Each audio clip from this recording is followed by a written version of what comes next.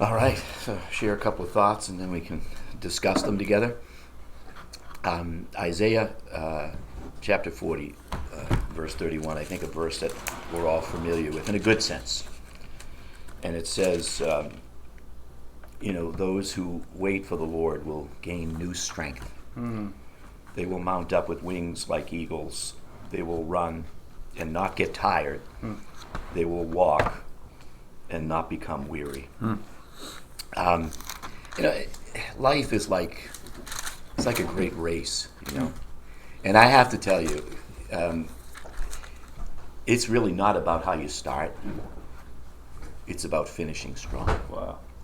Isn't that what it's all about? Mm-hmm. Sometimes, over the course of many years in ministry, you see people, they step into the church and they're filled with enthusiasm and they're energetic and they're loud. You know what I mean? And it's like, you think, wow, we got a firecracker here. And then after time, they kind of fizzle out, get distracted by the things of the world. And the next thing you know, they're, it's like, where are they? I've never been impressed by those who start well. I'm impressed by those who continue. Yeah. Stay the course. Stay the course. Amen. We would all like to be able to say, like the Apostle Paul said, when he came to the end of his life, I've finished my course. Mm-hmm. I've kept the faith. Henceforth there's laid up for me a crown of righteousness, which the Lord will give to me, and not to me only, but to all those who, love his appearance. We want that. And we should have it, not just for ourselves before God, but for our children, Amen. For our grandchildren, right? For the people around us that know about our faith, There's nothing that quite speaks louder than a consistency of faith in a person's life, Because when I first got saved as a teenager, I remember my mother saying, it's just a phase you're going through. She goes, you'll get through it. Because she saw me, messed up with drinking and drugs and running with the wrong crowd and getting in trouble. And she's just like, oh, now you're going through your religious phase. And then, after 10 years, she was like, no, maybe it's more than a phase. And then after, 20 and 30 years, they're like, this is real. Yeah. And they never really understood it, because I remember going to Bible college. And when I finished Bible college, graduated from Bible college, my father says, I'm going to come up for your graduation. It was in Lenox. And I was like, oh, great, And I told him I was finishing up, going to graduate. And he goes, good. He says, now you make the big money. I was like, Dad, I said, it's really, because at the time it was the Jim Baker, and all of all that money and the lavish lifestyle. And everybody was so, my father's like, now you get the big car, it's like, no. But now, when I think about it, my mother thought she thought I lost my mind at first. But then, she's went home to be with the Lord, but I was able to lead her, Wow. before she passed, tell her about Christ. And she really embraced him. Awesome. And it was like, that's why we're here. Yep. I mean, we are here because people need an exit strategy when they leave this life, don't they? Yep. They need an exit strategy. I read this story about a man who, he was flown into the wilderness up in Alaska. And he was going to go on this, wanted to photograph the wild. He planned it. I think he planned it for 10 years. I mean, he had like 1,000 rolls of film at the time. He had his 2 rifles, and he had enough supplies. And I mean, he just calculated everything he needed. And then he was flown by helicopter into the wilderness. And you know what? You know what he realized after he got there? He didn't make any plans to get picked up. In other words, all that preparation, but no exit strategy. State police found his dead body. And in the journal that they found, he wrote in it, I cannot believe that I overlooked the single most important detail. To have someone return and pick me up. He said, and this is a terrible way to die. No exit strategy. Wow. And don't people live their lives the same way here on the earth? Mm-hmm. They do everything. They spend all kinds of money on their homes to improve their homes and to better their lives and to take care of themselves. And yet, what about when it's time to leave? Have you got an exit strategy? Do you know where you're going?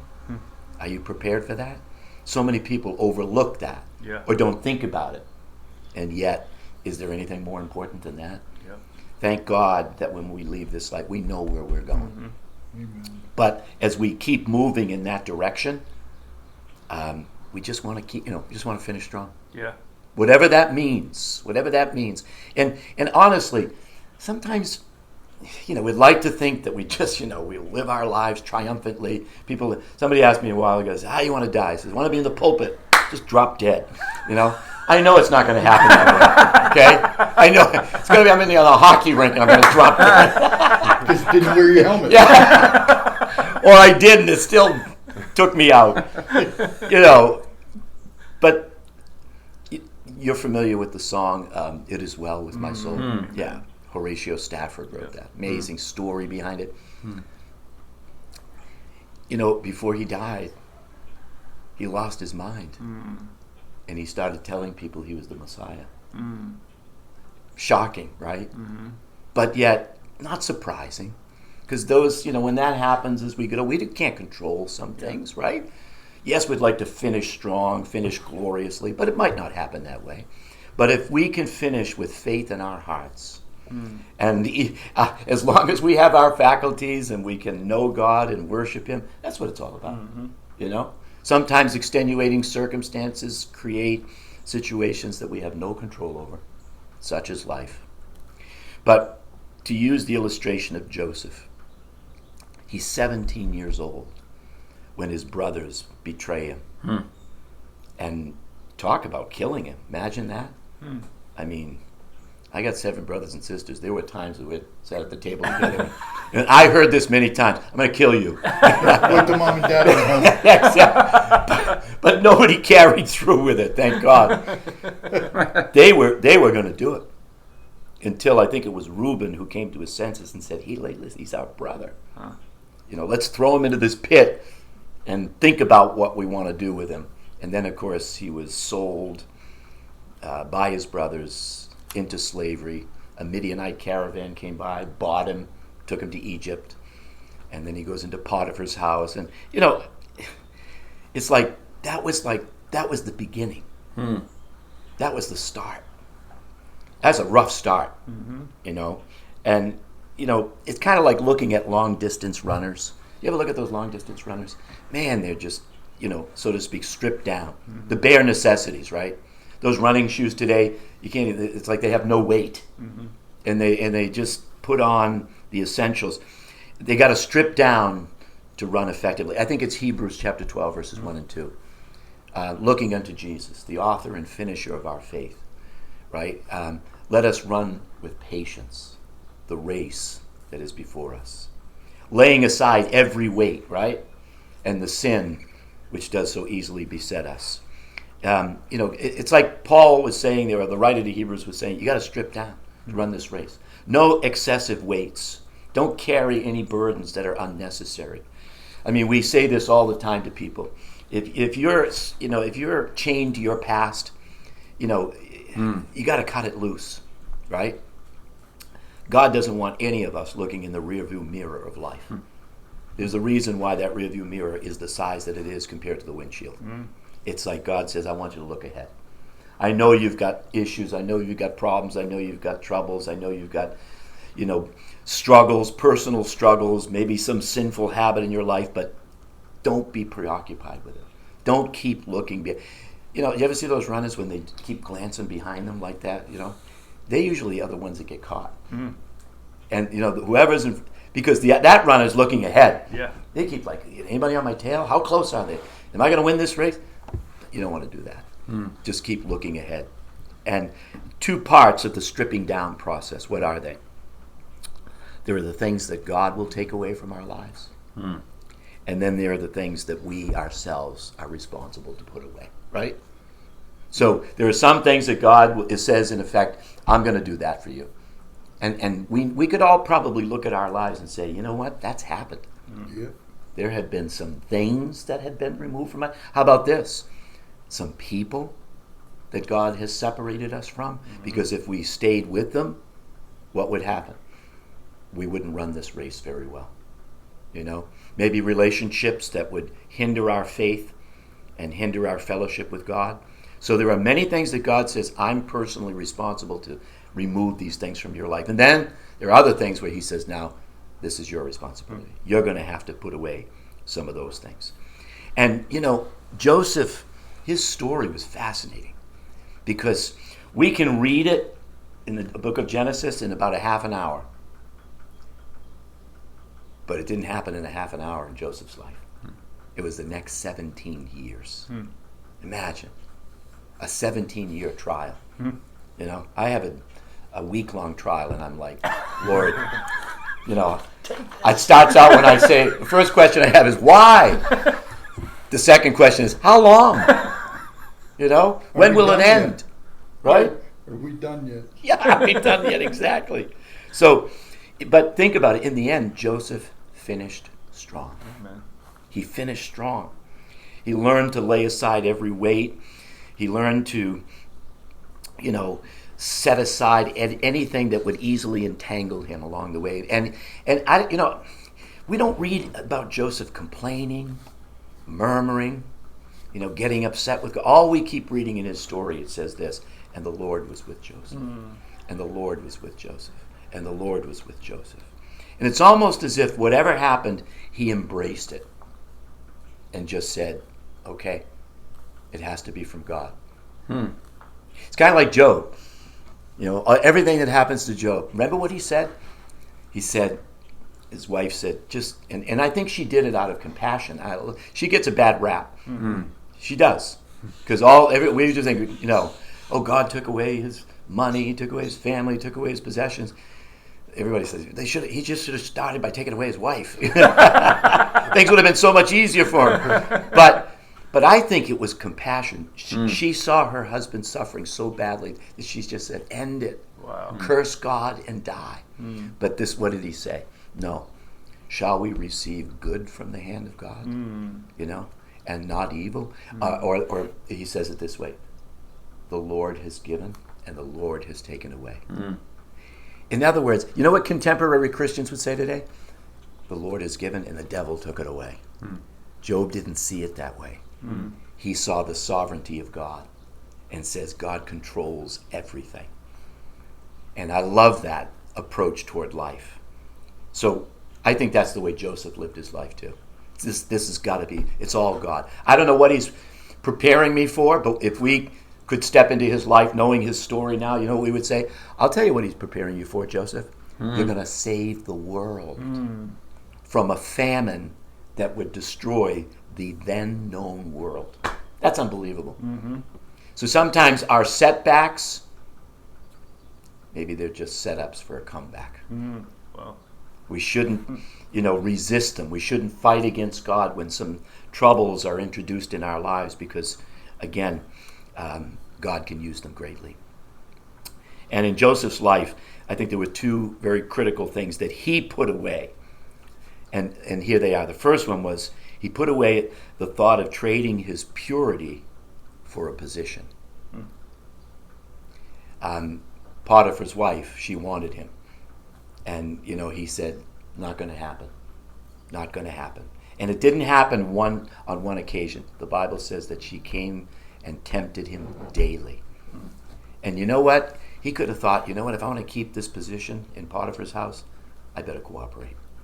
But he said, you know what? There's something more important than a position that this life can give you, and it's purity. It's faith toward God. It's a clean conscience before God. He said, no, I'm not giving it up. The second thing he put away was the thought of turning his betrayal into bitterness. And how easy would that have been for Joseph to do?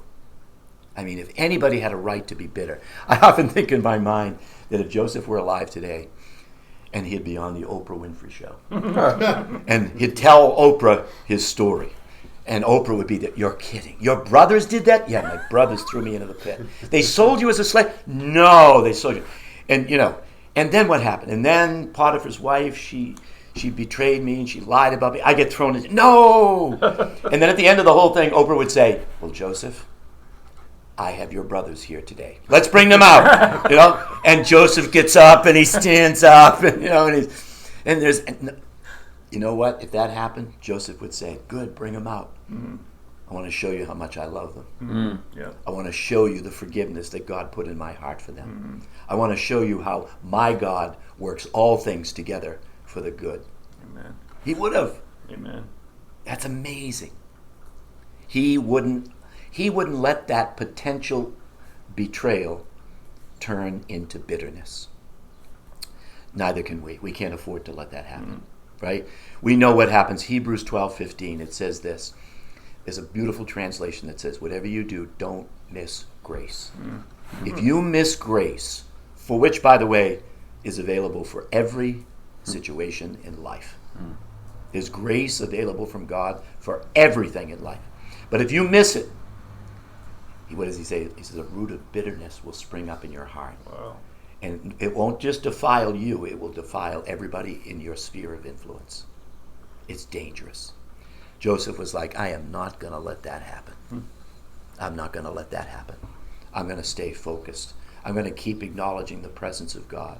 I'm going to keep reminding myself that what my brothers, and I love the fact that he was very honest about it too. He told his brothers when he finally met them and they were forced into Egypt to buy grain from, they didn't know, but their own brother. And he said, you need to know this. What you did was evil, but God meant it for good. Amen. And I love that because, his brothers at one point could have patted themselves in the back and said, I guess we did a pretty good thing after all. Yeah. He was like, no, that was evil. Don't give yourselves any credit. But God, he gets all the glory. Amen. He meant it for good. And I love that because this was a guy that was going to finish strong. It's kind of like if the theme of our lives is that hymn that says, I surrender all, then we're going to be all right. But if the theme of our song is, I surrender some, I surrender half, it's not going to work out well for us. Yep. It's when we get to that place in life where we say, God, take my life. I don't know what you can even do with it.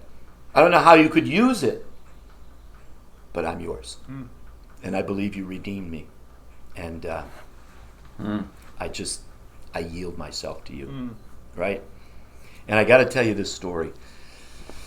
All right. If I can't remember her name. You might even be familiar with this story. It's a true story. This is a young girl from South Carolina. She's a long distance runner. She wins, all kinds of races, collegiately, nationally. She's fantastic. But she's also been diagnosed with this unusual form of multiple sclerosis. And here is the fascinating part of her story. And I saw it on national TV. And then I read about it. When she runs, once she starts to run and her body heats up, she loses her feeling from her waist down. Wow. She cannot feel a thing. But when she starts running, it's like she's on automatic pilot. And she can go and go. And the best thing about her story is her coach. He is there for her, cheering her on, encouraging her. But the most important part about it is when she gets to the end of the race, she can't stop. She can't stop. When she crosses the finish line, she crashes into her coach. Wow. And I saw it. I watched it on television. And then she immediately begins to weep and starts crying and says, I cannot feel my legs. I cannot feel my legs. And then they bring in the ice. And then after some time, she gets the feeling back in her legs. And you should see how violent the crash is. Huh. And this coach has been with her for every single race of her life. The point is, Jesus is going to do the same thing for us. Wow. When we cross that finish line, no matter what the condition of our lives may be, even if we crash, his promise to us is, I'll be there to catch you. Amen. I'll be there to catch you. And that's encouraging. Amen. right? Because sometimes we run this race and we even cry out, much like she does. She says, I have no feeling. We sometimes cry and say, I don't know what I'm doing. I don't know what I'm doing. Didn't Paul the Apostle say that? Yeah. He said, sometimes, he says, I don't even know what I'm doing. Yep. Right? Jesus on the cross, one of his prayers, one of his 7 sayings on the cross was, Father, forgive them. They don't know what they're doing. Mm-hmm. And I mean, that sums up humanity, doesn't it? I know it sums up my life. Yep. From time to time, it's like, I don't know what I'm doing. And you know what God says? I got you. Yep. I got you. And I think sometimes maybe when I get to that finish line, by God's grace, maybe I'll stumble. He says, you know what? I'll catch you. Mm-hmm. I'll be there. Just like that coach is there for that young woman. She crosses that finish line. He catches and crashes. And he just says, I got you. It's going to be all right. I read this little poem. Listen to this. It's really good. It's called The Race. Defeat. He lays there silently. A tear drops from his eye. There's no sense running anymore. 3 strikes, I'm out. Why try? The will to rise has disappeared. All hope has fled away. So far behind, so error-prone, closer all the way. I've lost, so what's the use, he thought. I'll live with my disgrace. But then he thought about his dad, who he'd soon have to face.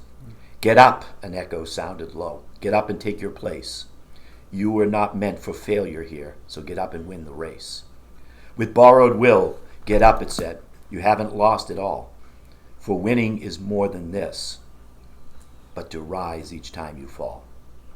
So he rose up to win once more with a new commit. He resolved that win or lose, at least he wouldn't quit.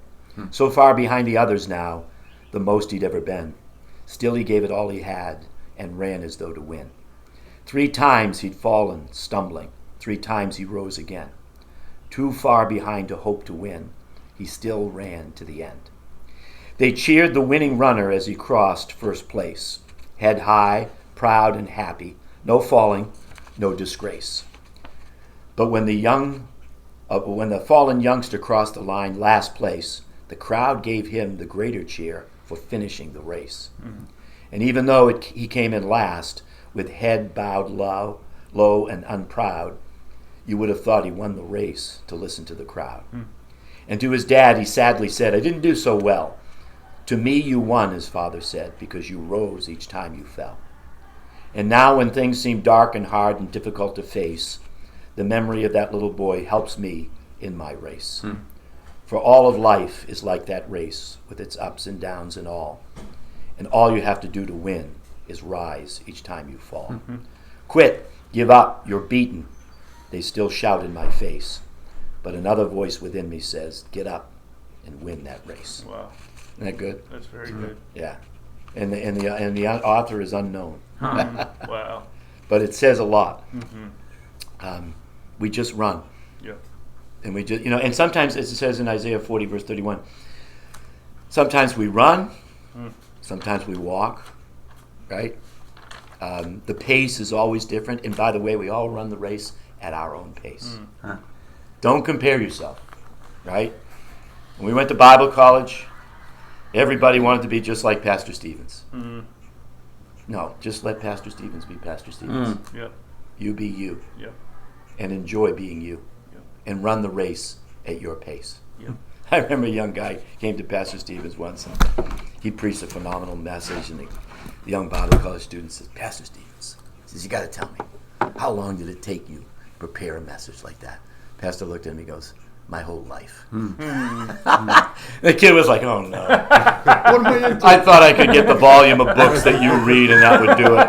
Religion for dummies. Yeah, it was like my whole life, and the kid was like, oh, jeez. You mean I got to live it too? But, yeah, I mean, finishing strong, to see you guys still going strong, that's everything. Yeah. That's everything. You know? Yeah, I remember you were with us one time over at the Petersburg Road, and the message you did there, it was about falling 7 times 7. And what you said was sometimes we fall so many times and get back and get back up so many times. We don't know whether we're falling or getting back up. Just keep going, right? It's true. And you just keep going, right? That's so, it. I don't know if I'm, sometimes I'm in the fallen state, sometimes I'm in the get back up state, but it's about just keep continuing on, and with what you know as best as you know how. Yeah. That's the simplicity in it. It Isn't is. that beautiful? Yeah. Simplicity of Christ. Yeah. I tell the young people, I says, if you're going to fall, just fall forward. Yeah. At least when you lift your head up, you're still going in the right direction. I mean, to use the hockey illustration, the worst thing you can do is fall backwards. Yeah. Yeah. Fall forward, you're okay. You fall backwards, you can get really, really hurt. I saw it happen the other night to a guy on our team. He went just white like that. And I thought he was unconscious. Wow. But when you fall forward, that's, because it's going to happen. Yeah. I mean, I get a kick out of these Christians, like when they see some Christians fall, they shake their head like, oh, geez, maybe they're not really a Christian. Are you kidding me? Yeah. That's like having a little baby and waiting and hoping for that baby to take its first steps, right? And typically it does not go well, right? They try. Imagine if all of us as parents sat around the room and baby tries to walk, doesn't do it. Must not be human. But that's how foolish it is, Side of the family. right? Walk up, shake his hand, say, "Looks like you'll be crawling through life." Yeah, get used to What do it, we buddy. say? Try it again. Yeah. We got to do the same thing with believers. Yep. Yeah. We got to do the same thing with believers. Yep. Because we're gonna fall. Mm-hmm. We're gonna stumble. Somebody asked me once, "What are you best at?" I said, "Sinning." Comes natural. Right. I said, I'm a sin machine. You don't have to try. I was born. David said in Psalm 51, my mother conceived me in sin. Yeah. I mean, and you don't have to take sin lessons when you're a kid. It comes very natural. Yeah. Straight A's. Right. Selfishness comes natural. Pride comes natural. It all comes very. Yeah. I mean, I watch my own grandchildren now. Nobody had to teach them a thing. They can get angry at each other. They can hit each other. It's like, where'd you learn that? I don't know. It's instinctive. Yeah. Oh. I heard a song the other day. I don't remember what it was, but that was one thing that really hit me with the words to it. It was like this, being a Christian, it's like, yeah, it doesn't change like that in our natural. It's like I still fall, but the difference is I don't remain there. That's right. I get back up and keep going. That's right. And that's, yeah. Yeah. And so many people without this, how many people would say it? How many people just get to that point where they just quit, they give up? I know. And, It's pretty sad. And it doesn't make us supernatural beings. I mean, we have supernatural life in us, but it don't make us supernatural beings. It don't change. It's like, yeah, if I'm going to trip, if I'm going to fall, if I'm going to make mistakes, I'm still going to do that. That's but, right. Yeah, I have That's a provision in that. So, yeah.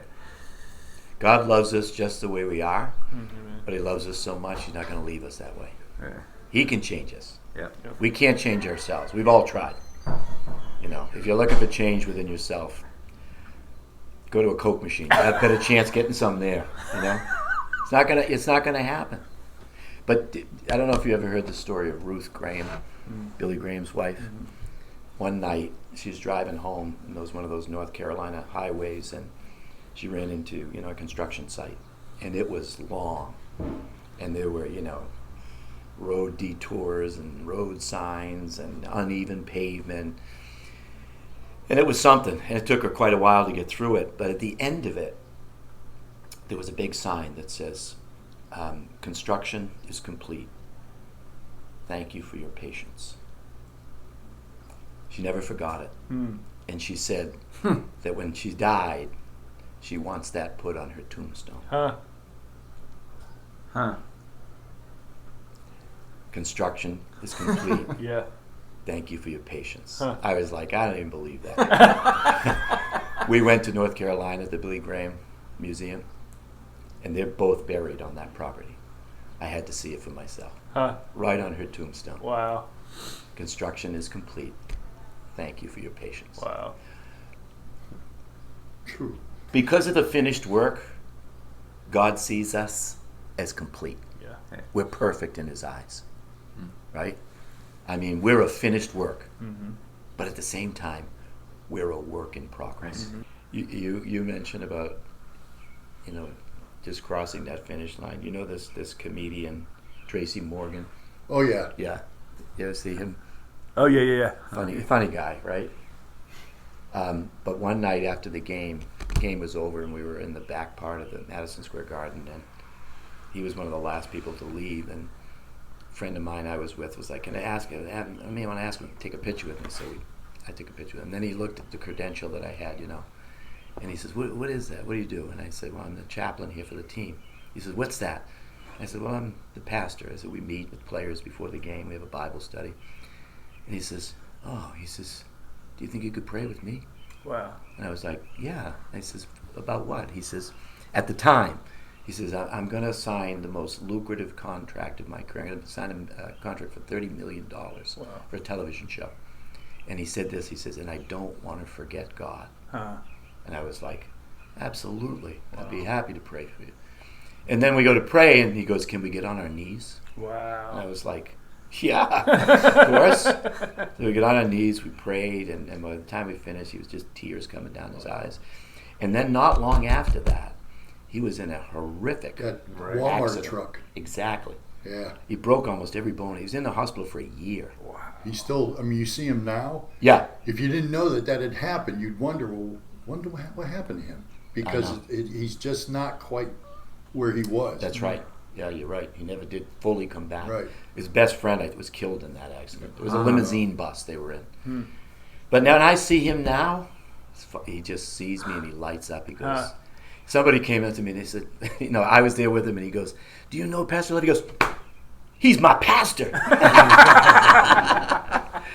He's such a card. But you never know, how God's going to, use you in different ways. Yep. Because I couldn't believe what happened to him. It's like, They said he was like a bowl of mush. Yeah. Because of how many bones were broken. oh my gosh, I know. Walmart, the guy fell asleep at the wheel, I believe, or something, or was texting, or Yeah, what a loaded tractor trailer. he's just to be alive for him is like a miracle. Yeah. There's a good example that God wasn't ready for him yet. Yeah. He's got better Something's things got to to do happen down first. there. Yeah, I know. An exit strategy is crucial. Yeah. You got to be ready. You got to know. Because so many people don't. Yep. And they don't think it's needed. They don't Yeah. think it's necessary. No, I'm too busy living my life. Really?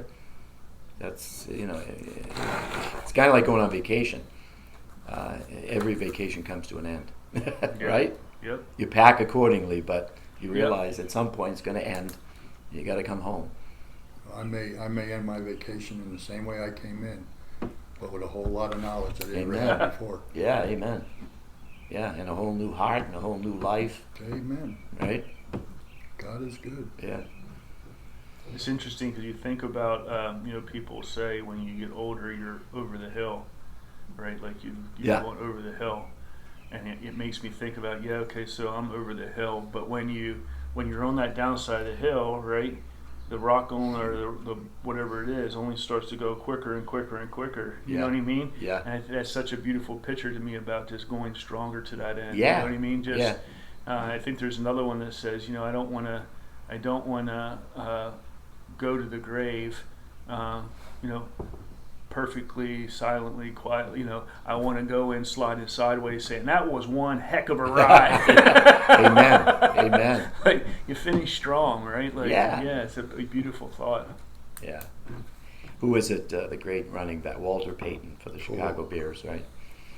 They were saying, as somebody was admiring, it was on national TV that the guys were talking, and they were saying, "Oh my God, at that time he was the career-leading rusher in the NFL, right? I think Emmitt Smith he holds that record now, right? The Dallas Cowboy fullback running back. But at the time, it was Walter Payton. And the guy goes something like 14,792 yards. He goes, that's impressive. And the other guy in the booth says, well, what's even more impressive?